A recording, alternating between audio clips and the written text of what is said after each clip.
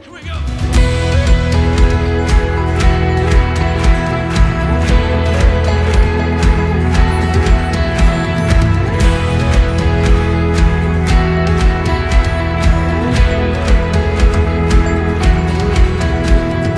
All your promises are yes and amen. Every one of them is true. I will trust and put my hope in you. My life is found in you. I've got joy like a river, joy like a river in my soul. Oke, pertama-tama thank you untuk Pastor Agus dan tim yang sudah mempercayakan firman Tuhan hari ini kepada saya. Dan saya percaya bahwa Tuhanlah yang akan berbicara kepada setiap kita melalui firman Tuhan pada hari ini. Jadi saya mulai dengan selamat hari Minggu, Bapak Ibu Saudara-saudari semuanya. Dan hari ini kita masih dengan topik yang sama, series The Cross. Dan ini adalah topik terakhir di The Cross ini. Jadi kalau mungkin Bapak Ibu Saudara yang mengikuti 6 topik sebelumnya, 5 topik sebelumnya, ini yang ke-6, 5 topik sebelumnya, 4-nya itu semuanya bercerita tentang tokoh yang dimana adalah laki-laki semua, ya. Dan kalau ada yang sedikit bertanya, sedikit memperhatikan, dan sedikit mempertanyakan seperti saya, di manakah tokoh perempuan di dalam kisah ini, gitu ya? Tidak ada dari 5 topik sebelumnya selain The Crowd, ya. Jadi ada Nikodemus, ada Simon, ada seorang perwira yang juga laki-laki, kemudian Yusuf dari Arimatea. Tetapi Bapak Ibu, khususnya para wanita, ya, ibu-ibu dan cewek-cewek, tenang, karena hari ini topiknya atau tokohnya adalah seorang wanita. Jadi sudah lega ya, terjawab sudah pertanyaan, kalau mungkin ada yang bertanya selain saya. Dan hari ini kita akan belajar dari seorang wanita yang bernama Maria Magdalena. Dan kita akan melihat kisah Magdalena ini, belajar dari Maria Magdalena ini, yang dimana dia pada saat penyaliban atau kematian Yesus Kristus. Dan saya bisa mengajak kita semua membaca ayat ini bersama-sama, ya, di dalam Markus 15 ayat 40, dan kemudian nanti akan ada ayat berikutnya lagi. Markus 15 ayat 40, kita baca bersama-sama. Ada beberapa perempuan yang melihat dari jauh, di antaranya Maria Magdalena, Maria ibu Yakobus muda, dan Yoses serta Salome. Ayat berikutnya Yohanes 20 ayat yang pertama sampai ayat yang ketiga, yang berkata, pada hari Minggu pertama minggu itu, pagi-pagi benar ketika hari masih gelap, pergilah Maria Magdalena ke kubur itu, dan ia melihat bahwa batu telah diambil dari kubur. Ia berlari-lari mendapatkan Simon Petrus dan murid yang lain yang dikasihi Yesus, dan berkata kepada mereka, Tuhan, telah diambil orang dari kuburnya, dan kami tidak tahu di mana ia diletakkan. Maka berangkatlah Petrus dan murid yang lain itu ke kubur. Bapak Ibu Saudara, dari ayat yang kita sudah baca barusan, kita akan melihat siapa Maria Magdalena ini, ya. Dan dari ayat ini kita juga bisa melihat bahwa Maria ini sangat dekat dengan Yesus, ya, karena dia mengikuti Yesus sampai di saat Yesus disalibkan, ya.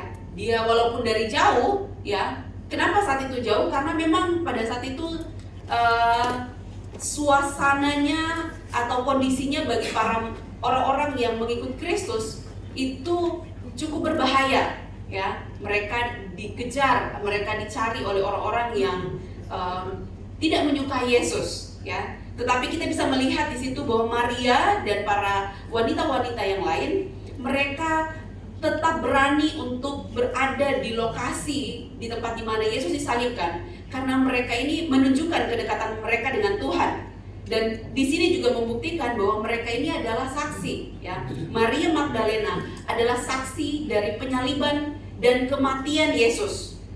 Dan dari Yohanes 20 ini juga kita bisa melihat bahwa Maria Magdalena sangat merasa kehilangan ketika dia pergi ke kubur. Dia melihat Yesus tidak ada di sana. Dan kalau saya boleh ceritakan sedikit background dari Maria Magdalena ini, ya, siapa dia sehingga dia begitu dekat dengan Tuhan, dengan Yesus. Dan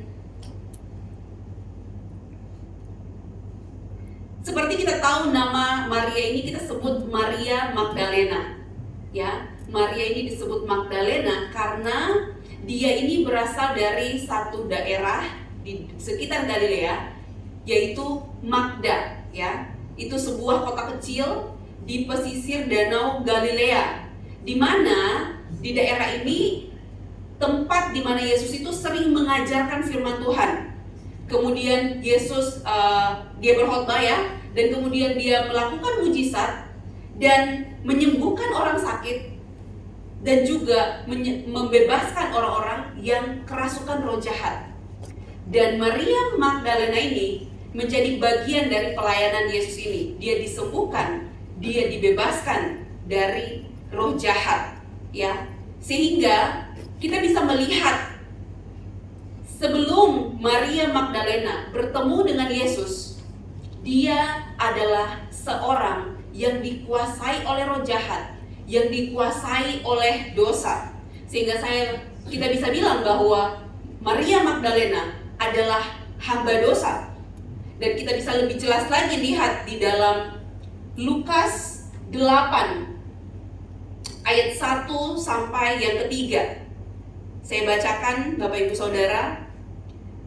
Tidak lama setelah itu, Yesus berjalan berkeliling dari kota ke kota dan dari desa ke desa, memberitakan Injil Kerajaan Allah. Ke-12 muridnya bersama-sama dengan dia, dan juga beberapa perempuan yang telah disembuhkan dari roh-roh jahat atau berbagai penyakit, yaitu Maria yang disebut Magdalena, yang telah dibebaskan dari 7 roh jahat, Yohana istri Kuza, bendahara Herodes, Susana, dan banyak perempuan lain. Perempuan-perempuan ini melayani rombongan itu dengan kekayaan mereka.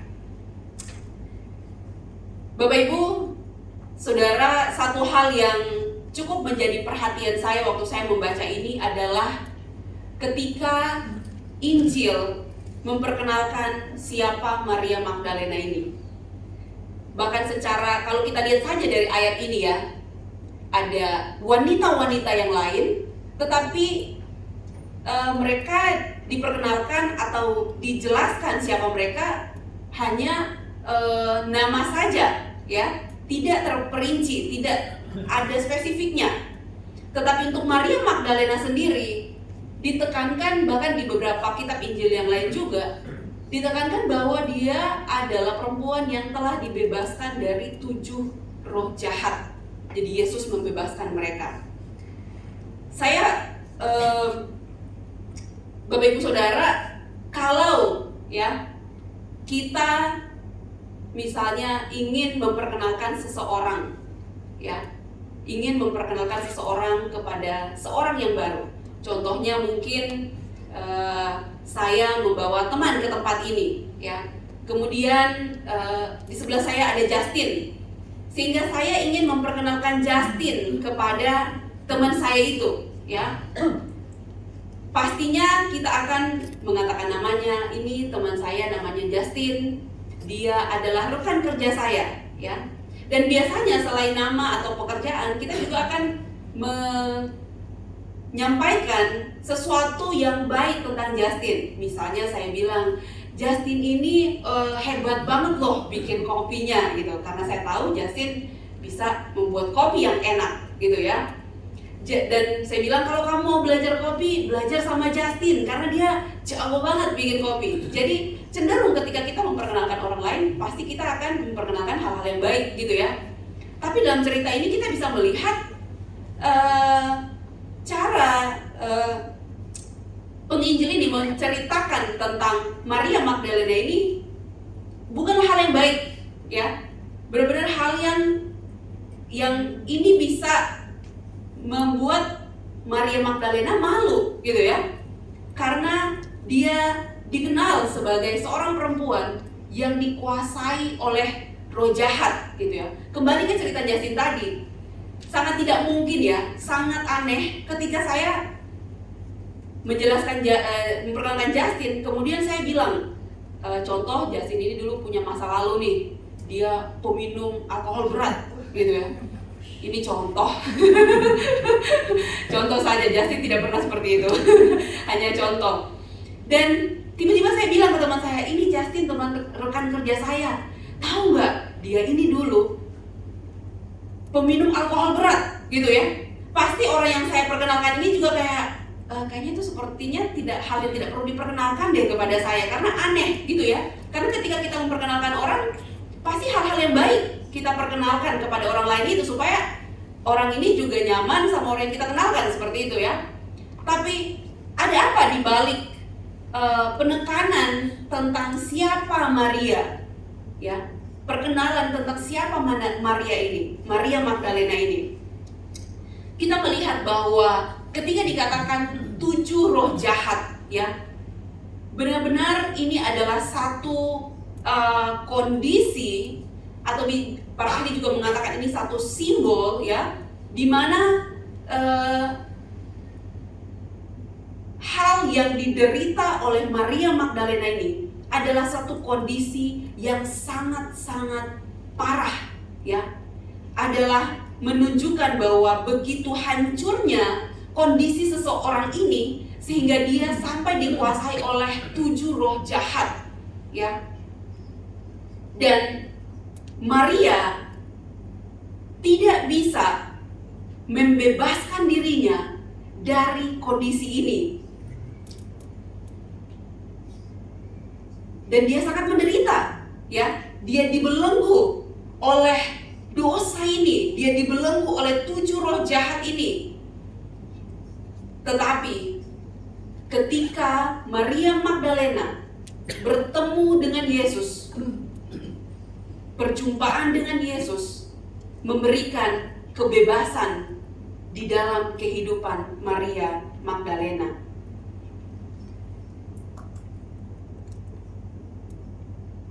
Sehingga kita bisa melihat apa yang terjadi setelah Maria Magdalena dibebaskan dari belenggu dosa. Dia menjadi pengikut yang setia. Seperti kita lihat di ayat yang sudah kita baca tadi, tapi di bagian bawahnya, Maria bersama para perempuan-perempuan yang lain, mereka melayani rombongan itu dengan kekayaan mereka. Bahkan mereka begitu loyal memberikan apa yang menjadi milik mereka untuk benar-benar bukan hanya mengikuti Kristus, tetapi mengikuti Kristus dengan setia. Bapak, Ibu, Saudara, Saudari, kita pernah memiliki kondisi yang sama seperti Maria Magdalena ini. Ketika kita melihat cerita tentang Maria Magdalena ini, kita bisa melihat bahwa sama seperti Maria Magdalena, kita juga pernah memiliki kehidupan yang berdosa, yang diikat oleh berbagai macam dosa dan pelanggaran kita. Tetapi oleh karena kuasanya, salibnya yang membebaskan kita, sehingga setiap kita bisa ada di tempat ini. Kita memuji dan menyembah kebesaran Tuhan. Oleh karena kita sudah dibebaskan dari segala dosa dan pelanggaran kita. Dan ini juga mengingatkan kita bahwa jika pada saat ini kita merasa atau kita terkadang merasa bahwa kita masih melakukan dosa, kita masih melakukan kesalahan-kesalahan yang tidak menyenangkan Tuhan, dan itu membuat kita menderita. Ini juga mengingatkan kita untuk kita bertobat di hadapan Tuhan, dan tidak ada dosa yang tidak bisa disembuhkan, tidak ada keterikatan yang tidak bisa dilepaskan oleh Tuhan. Karena cerita Maria Magdalena ini menunjukkan kepada kita, mengingatkan kepada kita bahwa Yesus Kristus sanggup membebaskan kita. Bahkan salib ini, ketika kita diingatkan tentang salib, ini adalah reminder untuk kita setiap hari bahwa ada Kristus yang sudah mati bagi kita, sehingga kita bisa datang kapanpun kepada Dia untuk bertobat, untuk kembali kepada Dia.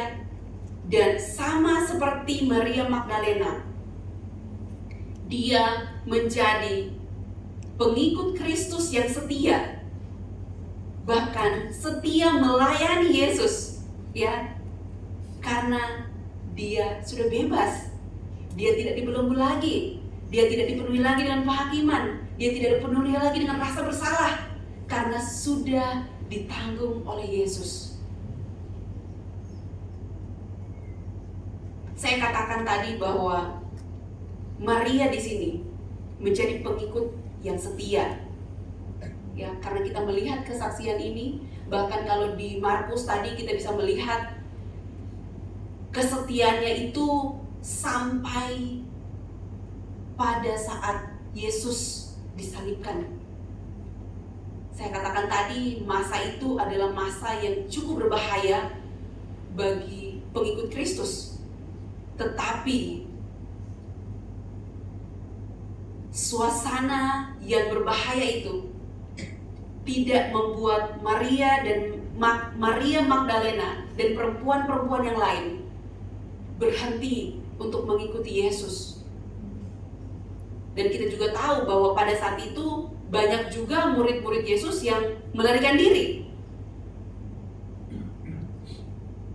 Sekalipun saya mengatakan seperti itu,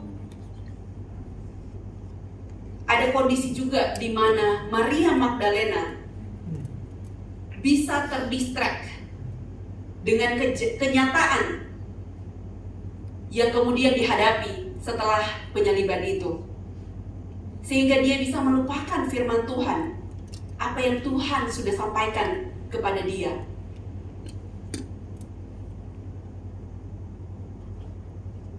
Kondisi ini terjadi pada Maria ketika Yesus mati dan ketika Maria melihat bahwa kuburnya kosong. Di Yohanes 20 ayat 1 mengatakan, pada hari pertama minggu itu, pagi-pagi benar ketika hari masih gelap, pergilah Maria Magdalena ke kubur itu, dan ia melihat bahwa batu telah diambil dari kubur. Apa yang terjadi? Dia panik, Bapak Ibu Saudara. Yang tadinya dia begitu mengikuti Yesus dengan setia, dia mengikuti Yesus dengan tidak takut dan getar. Tetapi kemudian ketika dia melihat kubur itu kosong, ia berlari-lari. Bahkan dia menyampaikan berita yang tidak benar. Apa dia katakan kepada murid-murid pada saat itu? Dia berkata kepada mereka, Tuhan telah diambil orang dari kuburnya, dan kami tidak tahu di mana ia diletakkan. kenyataan yang Maria lihat bahwa Yesus tidak ada lagi di dalam kubur membuat Maria lupa bahwa kebenaran yang sesungguhnya, seperti yang Yesus katakan, bahwa pada hari yang ketiga ia akan bangkit dari antara orang mati. Bapak Ibu Saudara, sepertinya ini bisa relate juga dengan kita, yang di dalam perjalanan kita bersama-sama dengan Kristus, ada saat kita terlihat seperti pengikut yang setia, pengikut yang tidak takut akan apapun.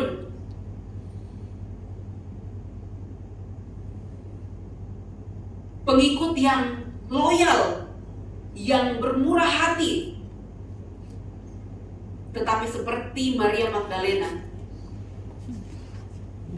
kadang kita bisa lupa kepada firman yang sudah diperdengarkan kepada kita, kepada firman yang sudah kita renungkan. Dan seperti Maria, itu membuat dia panik, dia ketakutan sampai dia 3 kali ia menyebut bahwa mayat Yesus itu dicuri. Ya, dia ulang-ulang. Tapi mari kita lihat saudara, apa yang selanjutnya. Di Yohanes 20 ayat 11 berkata, tetapi Maria berdiri dekat kubur itu dan menangis. Sambil menangis, ia menjenguk ke dalam kubur itu, dan tampaklah olehnya 2 orang malaikat berpakaian putih, yang seorang duduk di sebelah kepala dan yang lain di sebelah kaki di tempat mayat Yesus terbaring. Ayat 13, kata malaikat-malaikat itu kepadanya, Ibu, mengapakah engkau menangis? Jawab Maria kepada mereka, Tuhanku telah diambil orang dan aku tidak tahu di mana ia diletakkan. Ini kalimat kedua yang dikatakan oleh Maria Magdalena. Sesudah berkata demikian, ia menoleh ke belakang dan melihat Yesus berdiri di situ. Tetapi ia tidak tahu bahwa itu adalah Yesus. Kata Yesus kepadanya, Ibu, mengapa engkau menangis? Ini Yesus bertanya kepada Maria Magdalena. Siapakah yang kau cari? Maria menyangka orang itu adalah penunggu taman, lalu berkata kepadanya, Tuan, jikalau Tuan yang mengambil dia, katakanlah kepadaku di mana Tuan meletakkan dia, supaya aku dapat mengambilnya. Kata Yesus kepadanya, Maria. Yesus memanggil nama Maria. Disitulah Maria berpaling dan berkata kepadanya dalam bahasa Ibrani, Rabuni, artinya guru. Yang awalnya Maria, entah dia lupa, entah dia tidak mengerti, karena kenyataan atau fakta yang dia lihat bahwa kubur itu kosong, membuat dia tidak mengingat akan perkataan Tuhan, membuat dia lupa akan perkataan Tuhan. Tetapi kita bisa melihat di sini anugerah Tuhan yang sangat besar. Tuhan tidak marah kepada Maria Magdalena. Tuhan tidak menghardik dia, hei kamu yang bodoh, hei kamu yang lupa.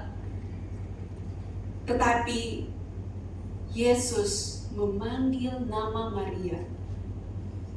Ada satu hubungan, ada fakta yang kita bisa lihat di sini, bahwa Yesus melihat Maria dengan kasih, dengan spesifik menyebut namanya, sehingga ini menyadarkan Maria, dan akhirnya dia mengenal Yesus.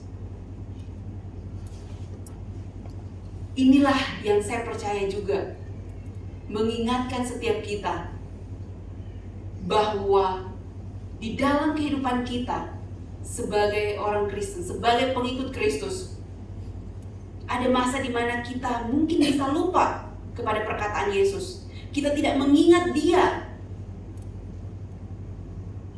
Tetapi Yesus secara pribadi, anugerahnya yang cukup bagi setiap kita, membuat kita bisa mengenal suaranya Tuhan, mendengar suaranya Tuhan, dan berbalik Sehingga sama seperti Maria,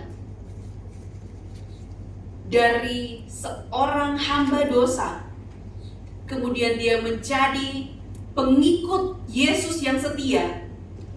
Pertemuannya dengan Yesus, perubahan hidup, transformasi yang terjadi karena Yesus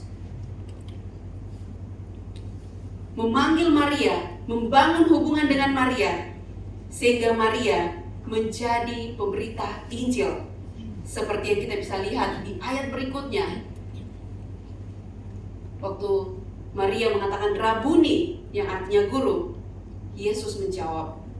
Kata Yesus kepadanya, janganlah engkau memegang aku, sebab aku belum pergi kepada Bapa.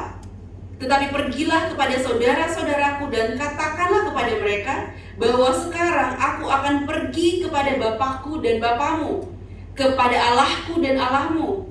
Maria Magdalena pergi dan berkata kepada murid-muridku, aku telah melihat Tuhan, dan juga bahwa Dia yang mengatakan hal-hal itu kepadanya.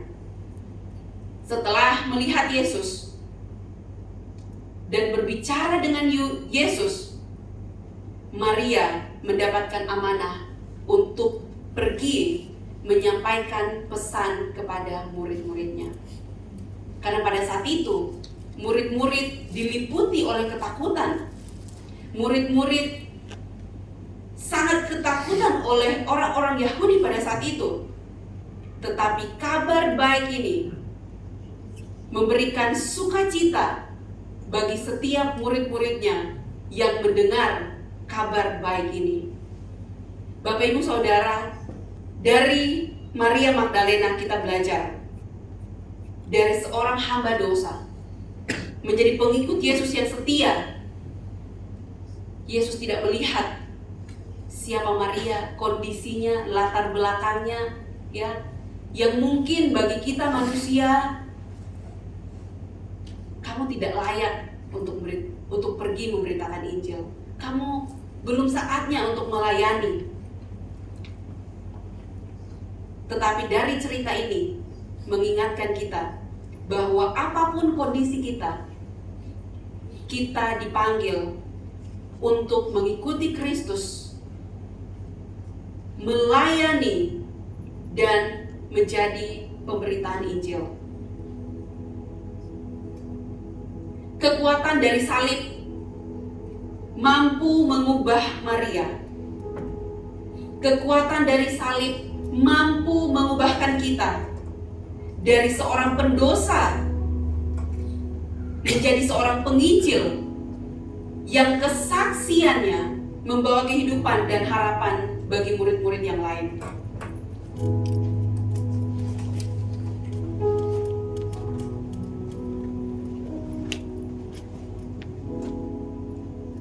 Saya ingin kita merenungkan, mengingat ini kembali, bahkan dipanggil oleh Tuhan. Kalau saat ini kita merasa Tuhan berbicara dalam hati kita, karena saat Tuhan datang dalam hidup kita,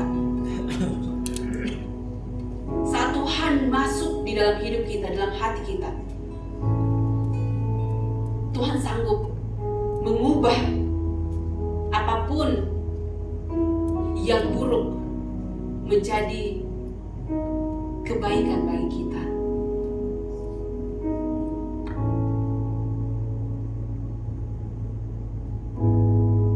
Seorang pendosa seperti Maria Magdalena dapat berubah menjadi penginjil setelah melihat dan percaya bahwa Yesus bangkit dari antara orang mati.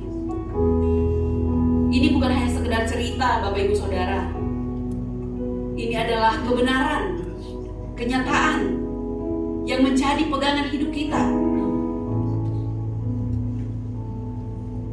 Karena kematian dan kebangkitan Yesus, inilah yang menyelamatkan hidup kita. Kita kita yang berdosa ini. Tapi Tuhan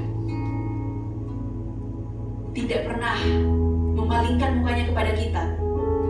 Justru Dia selalu memanggil nama kita untuk senantiasa datang kepadanya, supaya kita yang percaya kepadanya tidak binasa, melainkan beroleh hidup yang kekal.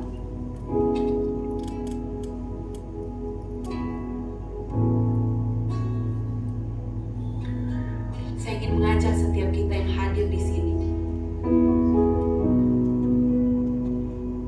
menutup mata kita dan merenungkan anugerah Tuhan yang begitu besar yang sudah Dia berikan di dalam kehidupan kita.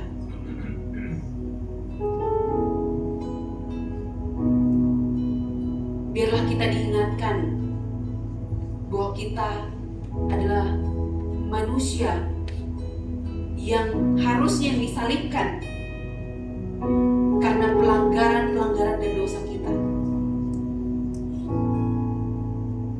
Tetapi karena Yesus mengasihi kita, sehingga Dia mati, menyerahkan nyawanya untuk kita, supaya kita tidak binasa.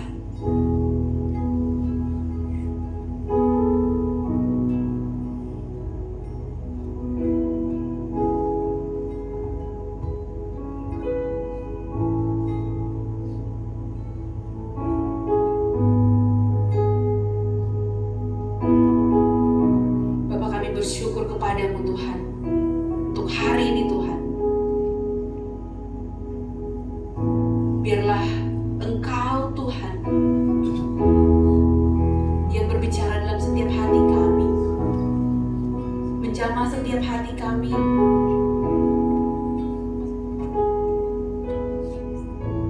sehingga kami merasakan, kami boleh diingatkan akan kasih Engkau yang begitu besar bagi setiap kami. Kami bersyukur Tuhan untuk pengorbanan-Mu di kayu salib. Terima kasih Tuhan, karena Engkau memberikan nyawa-Mu bagi kami, sehingga saat ini Tuhan, kami boleh menjadi bagian dari murid-murid Engkau yang bisa melayani Engkau, yang bisa mengikuti Engkau dengan setia. Bahkan kami tahu Tuhan, itu bukan karena kesetiaan kami, tetapi oleh karena kesetiaan Engkau, ketaatan Engkau di kayu salib Tuhan.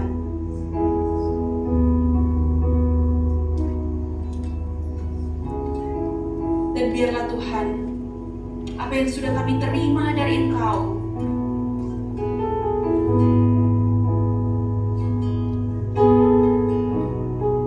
membuat kami ingin juga membagikan apa yang sudah Engkau berikan bagi kami, kabar baik yang sudah kami terima dari Engkau.